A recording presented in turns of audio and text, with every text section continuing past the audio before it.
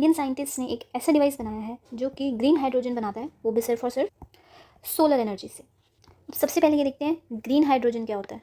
Green hydrogen one of the cleanest fuel है, जिसको बनाने में कोई पोल्यूशन नहीं होती, कोई ज़्यादा हार्मफुल गैसेस वगैरह कुछ भी नहीं निकलती। बट अभी तक इशू क्या था कि इसको बनाना बहुत ज़्यादा एक्सपेंसिव था, जिसकी वजह से स्केलेबल नहीं था, बड़े लेवल पर यूज़ करना ईजी नहीं था। तो इसी चीज़ को ओवरकम कैसे किया गया है, Indian scientist from centre for nano and soft matter sciences from Bengaluru, उन्होंने एक नेक्स्ट जनरेशन डिवाइस बनाया है जिसका नाम क्या है, silicon based photo anode using NIP heterojunction architecture.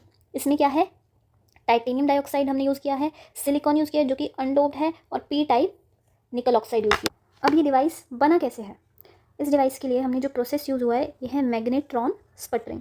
ठीक है, इसमें क्या होता है कि इसको आप ऐसे समझो जैसे कि हम स्प्रे पेंट से किसी वॉल पर स्प्रे करके ऐसे कोटिंग कर देते हैं ना, वैसे ही साइंटिस्ट ने बहुत पतली पतली लेयर्स इस चिप पर जो है चढ़ाई हैं। ठीक है, तो 3 लेयर्स हैं, एक तो टाइटेनियम ऑक्साइड डाइऑक्साइड की है, ठीक है, दूसरी सिलिकॉन की है, तीसरी निकल ऑक्साइड की है। ठीक है ना, अब आप इन जो तीनों लेयर्स हमने देखी हैं, इन तीनों लेयर्स को एक सैंडविच की तरह समझो। ठीक है, सबसे ऊपर है टाइटेनियम डाइऑक्साइड, फिर है सिलिकॉन, फिर है निकल ऑक्साइड।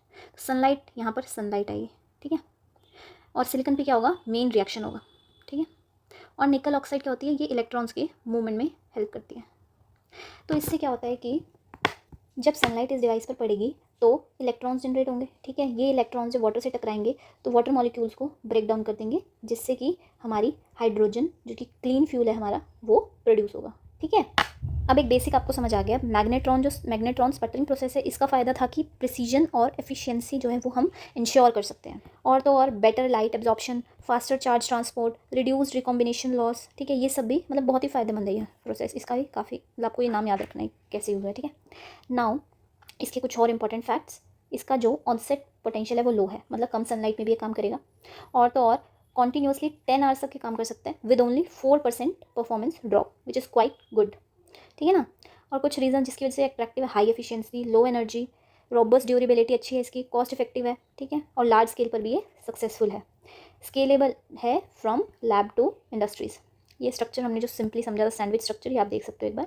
ठीक है, ये टाइटेनियम ऑक्साइड है, ये सिलिकॉन है, ये निकल ऑक्साइड है, इसका एक ऐसा कुछ स्ट्रक्चर है, ये आप देख सकते हो। ठीक है, अब अफोर्डेबिलिटी और स्केलेबिलिटी की वजह से ये जो टेक है ये एक गेम चेंजर हो सकती है फ्यूचर में। ठीक है, तो thank you so much for watching, keep watching, keep studying, thank you.